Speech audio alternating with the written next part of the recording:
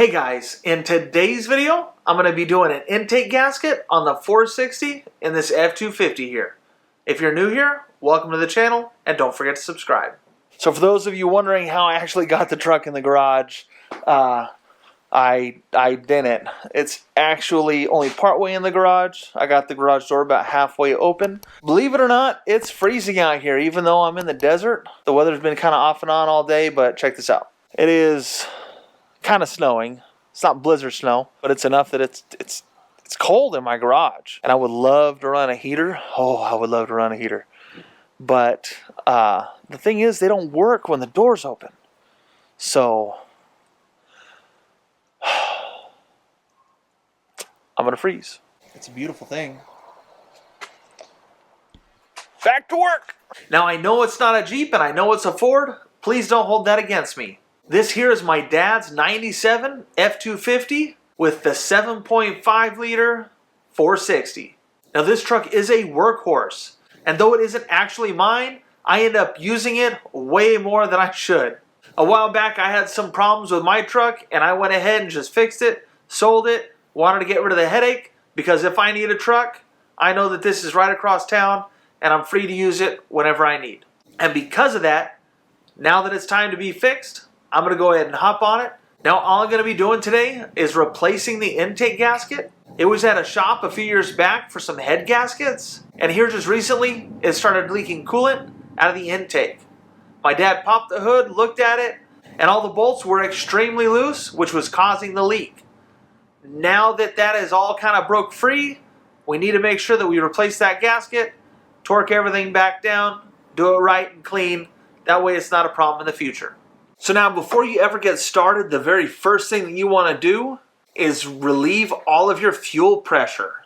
Now there's a couple of ways that you can do this. One way is you can disconnect your inertia switch and start the vehicle and let it run until it dies. Another way is you can remove your fuel pump relay and follow the same procedure. Once that's done, you're going to want to drain your coolant. If you don't drain your coolant, it's going to leave quite a mess because there is coolant sitting in the upper part of the engine.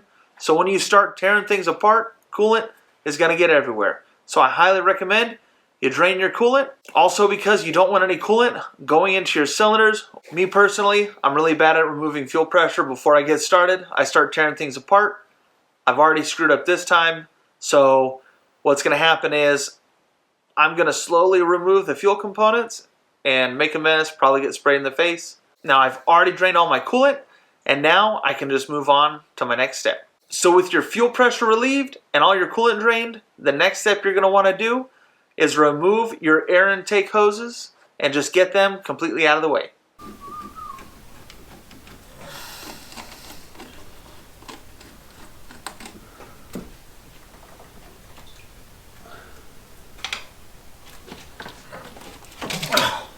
So the next thing we're going to want to do is remove our throttle cables here. You should just be able to pry it off. Just be careful. Should pry right off. And then rather than try to feed these through to remove them from the bracket, I personally just like to remove the bracket. It should only be a couple of bolts on the back side and just set that entire bracket out of the way.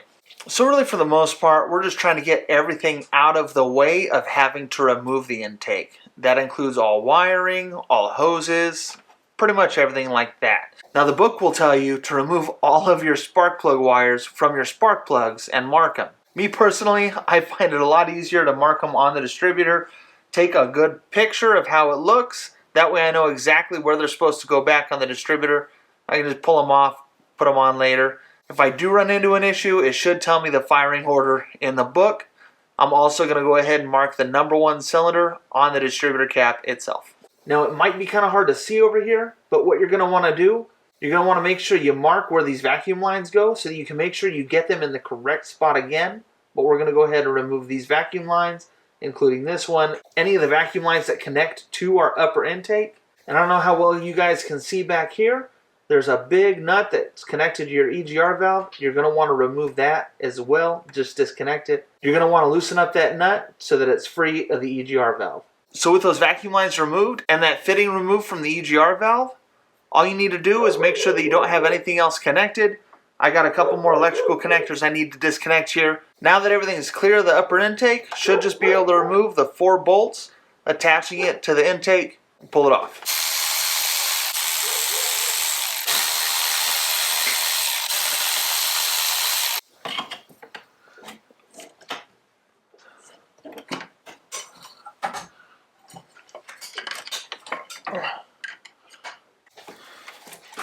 And with that, we're going to have a short intermission for me to go get some Starbucks.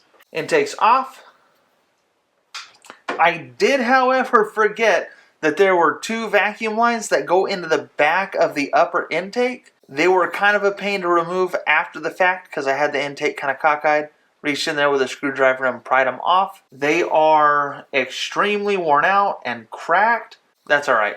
It'll work until it doesn't. And that's what they make the auto parts store for. You know, honestly, I prefer O'Reilly's lately. My local Napa's been kind of lacking. They never have what I need. And O'Reilly's open a lot later. And I can just buy it online and go pick it up. I think it's great. Not sponsored, but at the same time, I feel like Napa has more quality than O'Reilly's.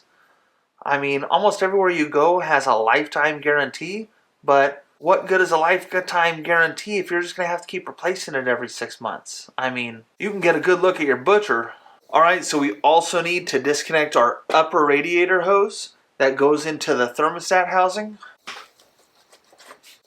as well as this hose running to our heater core, as well as this little short hose here between your water pump and your intake. Alright, so the next step would be to remove our distributor. Best practice would be to have your engine at top dead center so that you could know where your number 1 cylinder is, but obviously I didn't do that. So the next best bet would be to mark your distributor where it is clocked in the block itself. You can ping it or you can mark it with a marker. And you want to go ahead and remove your distributor cap and mark where your rotor is pointing. So my rotor is pointed right to this spot right here. So I'm just going to take my paint pen, we're right there, and give it a nice solid mark where it's supposed to be. That way when I put the distributor back in, I can know it'll go in the exact same spot it came out.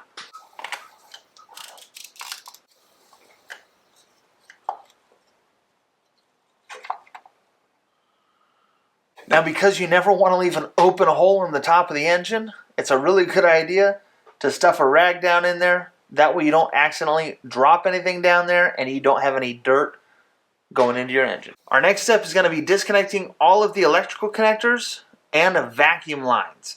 Now there's a vacuum tree right here in the center. You've got this line here which goes to your brake booster. There's a couple other lines that go off of it. Just make sure you mark everything, that way it can go exactly right where it came off. Don't be afraid to take a ton of pictures with your phone. So we just want to systematically go through and disconnect everything. If you need to mark it, because you want to make sure it's all connected properly when you're done. Alright, so working from front to back, that looks like a temp sensor. The nice thing about the injectors is they are in a row. Unfortunately, this wire here runs deep down in there. I'm not going to disconnect it. All I'm going to do is set all this out of the way. That way I can just have enough room to get my intake off and I don't have to worry about all the electrical.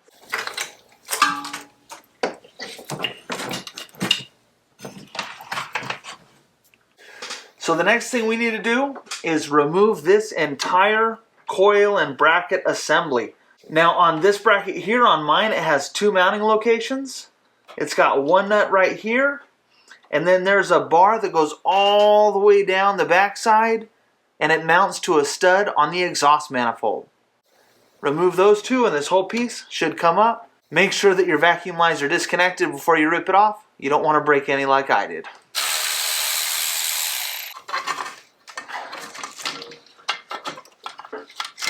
So now the time has finally come to remove our fuel rail and fuel injectors. Now in order to remove the fuel rail and injectors, you're going to have 4 bolts, 1, 2, and then back there you got 3 and 4. But not only that, you're going to have to disconnect your fuel lines right there and right there. Now in order to remove these fuel lines, there's a special tool you can get for removing fuel lines specifically.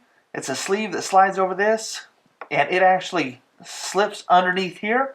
There's a spring in there that kind of locks over the flange. It pushes that spring out of the way and allows it to disconnect. Without that tool, you are not going to be able to disconnect these fuel lines. This here is the kit that I use the most often. It's a nice solid metal kit. And these here are the pieces I'm talking about. It clips over that line, slides underneath that flange, pushes the spring out of the way, and allows it to be disconnected. If you were unable to relieve your fuel pressure or forgot and you reach this point, it's actually going to be even harder to disconnect the lines. Not only that, when you do disconnect your lines, this is when the fuel is going to spray.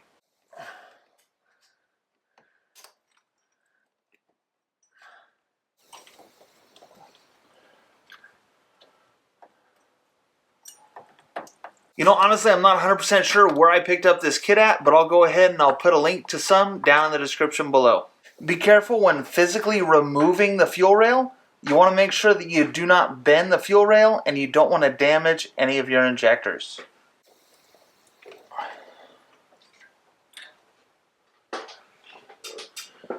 So now with the intake removed, we can actually go ahead and move all these vacuum lines out of our way.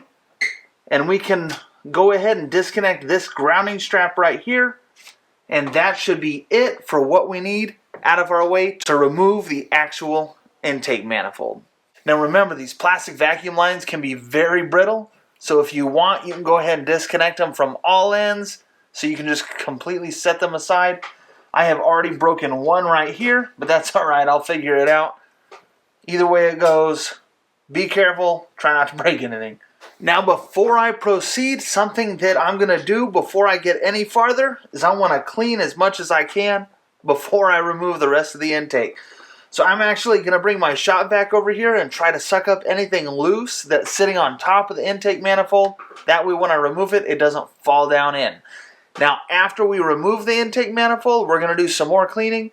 But this just kind of helps us to make sure we don't lose anything down cylinders. What is it they say? An ounce of prevention is worth you know what I'm getting at. So I'm going to try to clean some of this up, and then we're going to go ahead and remove all our bolts for the intake manifold.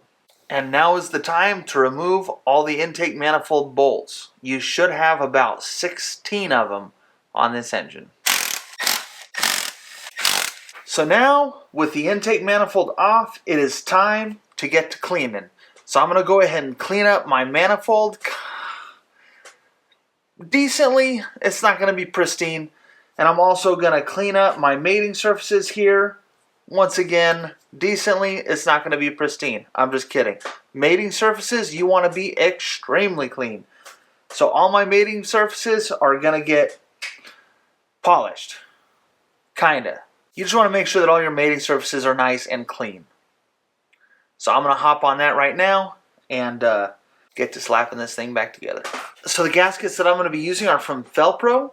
I actually picked these up at O'Reilly's, but I'm sure that you can pick them up on Amazon or just about anywhere else that sells auto parts. I'll go ahead and put links down in the description below. Now you're going to have 4 pieces to your intake manifold gasket. You're going to have these 2 little rubber pieces here, these S's, as well as 2 of these here. Now the little S's go on the front and the back. It's a nice little rubber piece. The pieces are different, so make sure you do a good test fit before you slap it all together.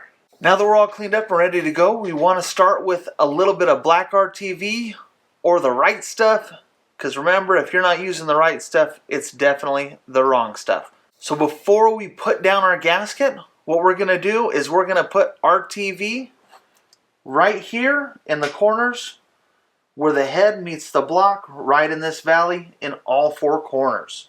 We're going to lay down a nice little bead right there, just enough to fill that gap, and then we're going to go ahead and place our little rubber pieces.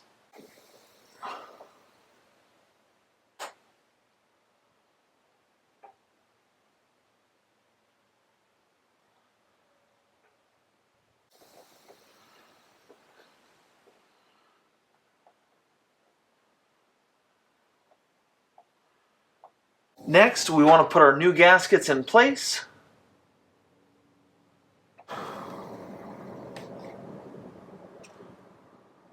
And then after that, we want to follow up with some more RTV where the gaskets meet up in those corners.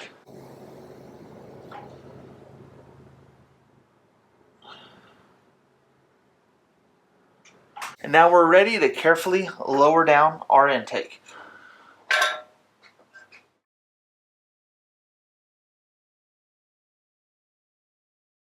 Now what I like to do is get a couple of the nuts or studs, depending on what came out, taken care of on the front and the back real quick, just to kind of center everything. And then I'll slowly start putting in all my bolts. Now we're not going to tighten everything down just yet, because there is a specified torque and torque sequence. Some of these bolts end up in a water jacket. Some of these bolts end up going through into an opening in the engine. So if you don't want oil leaks and you don't want water leaks, I highly recommend you use some RTV on the bolts. Now there are a few of them that don't go into an opening, but the majority of them do. Now to torque this down, there is a specified torque sequence in 3 steps. So I'm going to go ahead and put the torque sequence up here on the screen for you. Feel free to pause it, screenshot it, whatever you need. I'll go ahead and I'll put the steps and the values down in the description below. And we're going to go ahead and start torquing these down in those 3 steps. 3, 8, 9, 11, 12, 13, 14, 16. Alright, and that is it. The rest of the assembly is just reverse of disassembly. So hopefully you liked this video and found it helpful. If you did, make sure you give it a thumbs up. As always, don't forget to subscribe. You can check me out on Instagram at It's Project Venture, as well as the Tickety Talk at It's Project Venture. Thanks for watching. In a surprising turn of events, my local Starbucks closed at 9:30. 9:30. And you know, I get it. That's late. That's late. But it's 9:35 right now. And I get they want her to go home, but I'm sad, frustrated.